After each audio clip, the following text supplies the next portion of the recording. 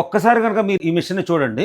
ఈ మిషన్ యొక్క ప్రత్యేకత 100లో ఒకరికో ఇద్దరికే ఉంటుంది. ఈ మిషన్ నేను బాగా పాతవి ఎక్కువ రోజులు నిల్వ ఉండే ధాన్యాన్ని బియ్యాన్ని వాడతాను కాబట్టి దాంట్లో ఏ విధమైన డిస్టర్బెన్స్ వచ్చినా కూడా మళ్ళీ మిల్లుకి పంపించి ప్రాసెసింగ్ చేయించుకొని తీసుకురావాలంటే బోల్డ్ ఛార్జెస్ అవుతున్నాయి. కాబట్టి ఈ ధాన్యాన్ని కనుక పైనుంచి పోస్తే కింద నుంచి బియ్యం వచ్చేస్తాయి మనకి. ఈ మిషన్ ఎప్పటికప్పుడు ఫ్రెష్ గా స్టాక్ ఆడించుకొని నీట్ గా ప్రాసెసింగ్ చేసుకొని కస్టమర్ కి ఫ్రెష్ స్టాక్ అందించడం కోసం నేను చేసుకున్న ఏర్పాటు అనమాట.